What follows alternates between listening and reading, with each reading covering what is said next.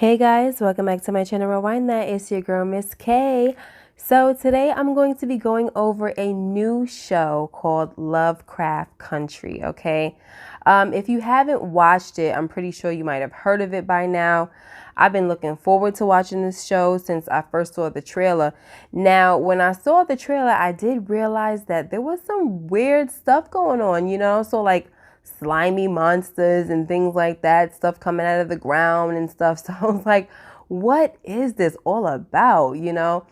But it is a show produced by Jordan Peele. So, he's going to bring that goodness, but he's also going to bring the weirdness. So it's all good. Anyway, so I'm super duper late because I've been super duper busy. And I'm going to be going over this episode. I'm not going to go scene by scene like I normally do with other shows because this is the first episode ever.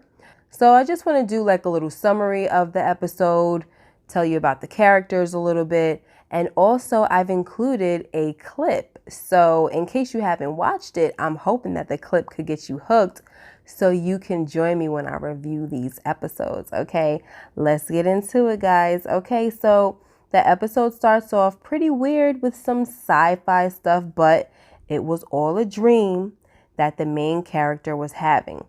The main character's name is Atticus Freeman, and he's on his way home to Chicago because he found out that his father is missing. So without going into step-by-step details, I have to mention that this show is set in the 1950s, okay? Jim Crow America. So there's racism and segregation and all that unfair treatment.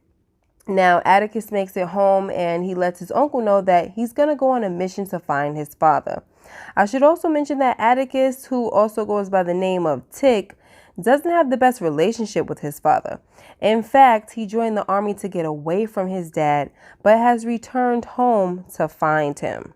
So Tick's uncle has some kind of repair shop, okay, where he also provides a guide for Black people to travel safely. The guide lets Black folks know where they should and shouldn't go during their travels.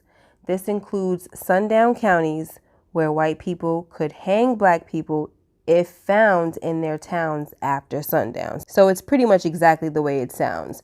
Don't be around here when the sun goes down. So Tick tells his Uncle George, by the way, that's his uncle's name, that he received a strange letter from his father that explains that he has a birthright that has been kept a secret from him. Tick tells his uncle that his father wants him to travel to Lovecraft Country, which doesn't appear to be a good thing based on horror books Tick has read. That's another thing, guys. Tick likes to read sci-fi and horror, but I think mostly sci-fi. Anyway, so let's dive quickly into who H.P. Lovecraft is, okay? I don't know much about him, but from what I've learned so far, he was considered to be the king of fiction horror outside of Edgar Allan Poe. But H.P. Lovecraft was also a freaking racist, okay, guys? Now, in this episode, Tick mentions to his uncle that his father was against him reading sci-fi and horror written by white authors and made him memorize a poem written by H.P. Lovecraft called On the Creation of Niggers. Now, by the title, I shouldn't have to go any further to prove that this man was a racist, right, guys? However, I have also found that there are many people who believe that Lovecraft's so-called racism was misunderstood. Instead, they believe he suffered from xenophobia, which is the fear and hatred of strangers or foreigners, which to me doesn't make it better, but whatever. So let me just read this poem to you guys so you can see for yourselves what kind of person H.P. Lovecraft really was. Here it goes. When long ago the gods created earth in Jove's fair image, man was shaped at birth. The beasts for lesser parts were next designed, yet were they too remote from humankind. To fill the gap and join the rest to man, the Olympian host conceived a clever plan. A beast they wrought in semi-human figure, filled it with vice, and called the thing a nigger. Now, if that's not the pure depiction of a Nazi, guys, I don't know what is, okay? Anyway, now that we have a little backstory on the real-life author this show is named after, let's get to the irony of it all, okay? As stated before, Tick's Uncle George sells tour guides to black folks, right? His daughter Dee also draws illustrations on the map that clearly lets people know if they're headed to dangerous territory. For instance, on one area of the map, she drew a Grim Reaper, right? And that explains it all. So moving on, Tick and Uncle George used this map during their road trip. Now, I believe they're trying to go to Arnhem, and they're definitely going to come across some trouble along the way. Now, Devon County will also be a county they enter, which was the county that had the depiction of the Grim Reaper. All right. Also, Tick's childhood friend Letitia, who goes by the name of Letty, is also traveling with them. Now, Letty is a bit of a wanderer who pretty much has nowhere to go at this point, right? Her sister won't let her stay with her, and neither will her brother. So she's pretty much on her own, and I guess she decides she wants to travel with Tick and Uncle George. During their trip, they stop in a restaurant to eat. Only problem here is that the map didn't indicate that this restaurant was dangerous for them. Eventually, it led to a high-speed chase with a group of white men and shotguns close behind them. So they were able to survive this situation when another car from the far side of the road merged into traffic and got between Uncle George's car and the racist gang following them. Funny thing about this other car is that it does a tailspin, which causes the truck to flip over, killing all the racist pricks. Then a white woman steps out of the mysterious car and just stands there staring at Tick as he's driving away in the car. Well, you know, Letty is driving, but Tick is in the back seat, and he's kind of looking at the lady like, go, go, go. Like he seemed a little creeped out by her. Now, this car that this lady was driving was also seen earlier in the episode, just parked up on Tick's block. So whoever this woman is, she's watching Tick, and maybe she's protecting him or maybe not. I don't know. Okay, guys, so this is the area where I wanted to insert that clip I was telling you about.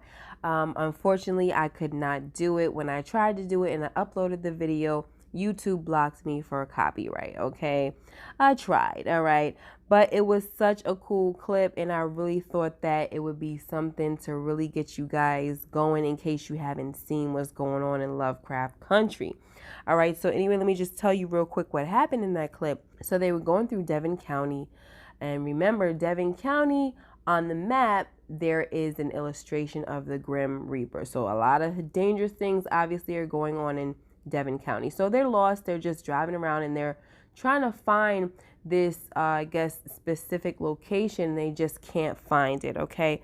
So Atticus is pissed. He gets out of the car and he's trying to look. He's saying maybe it's covered up or something like that. You don't know. He's telling his uncle, right? So Letty gets out the car with him and they're talking and everything.